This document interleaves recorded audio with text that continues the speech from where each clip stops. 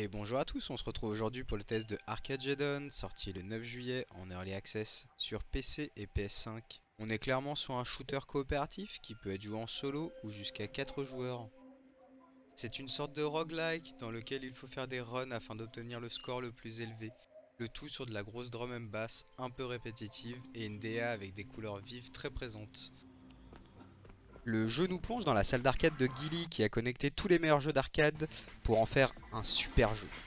Malheureusement, la méga corporation diabolique FunFunCo pirate le jeu et y injecte un virus. Et ça sera donc à nous, comme d'hab, humbles joueurs, de se taper tout le travail.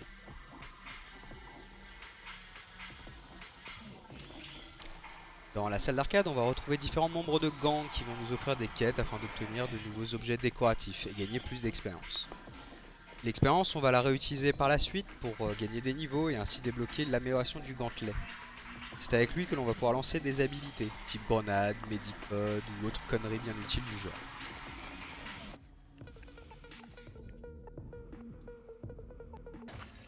L'objectif du jeu va donc être de se taper des runs à répétition afin d'obtenir le plus gros score possible.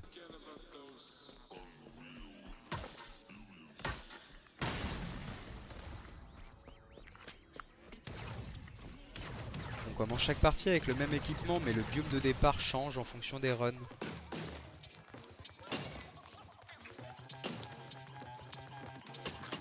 En début de partie, le jeu est un petit peu lent car l'IA est un petit peu à la ramasse et le jeu consiste surtout à casser des caisses pour obtenir des pièces qui seront utiles plus tard.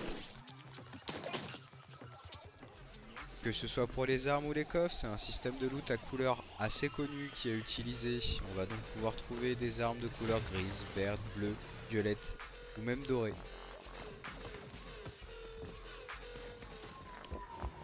Chaque niveau d'un run fonctionne de la manière suivante, un objectif doit être réalisé pour arriver au point de passage.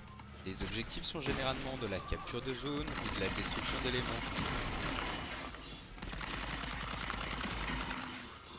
Les points de passage sont des petites zones sûres où aucun ennemi ne peut nous atteindre. Elles sont composées de plusieurs éléments dont un vendeur dans lequel on peut acheter différents objets quand les coffres ne sont pas généreux. Une zone de soins où il sera possible de se soigner contre quelques pièces ramassées plus tôt. Un espace pour le gantelet si on veut changer d'habilité. Un stand de mini-jeu pour se foutre sur la gueule avec des potes. Et enfin, l'appareil pour augmenter le niveau de difficulté. Plus la difficulté est élevée, plus les ennemis seront rudes. Et ils rapporteront beaucoup plus de points.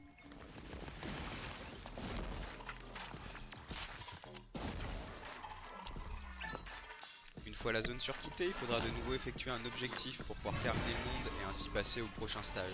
Et recommencer dans un nouveau biome, et ainsi de suite.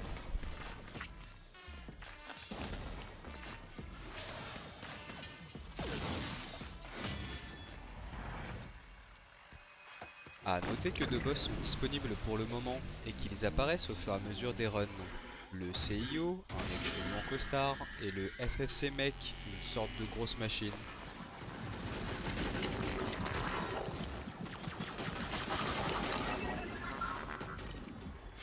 Comme dans beaucoup de jeux d'arcade, vous avez la possibilité, une fois mort, d'utiliser un jeton et ainsi revivre au dernier point de passage.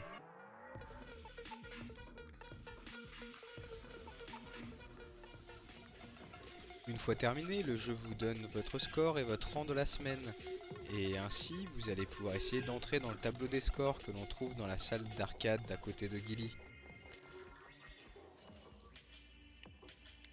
Peut-être que vous allez réussir à rentrer dedans, pour ma part j'ai pas mal tryhard et j'ai pas du tout réussi.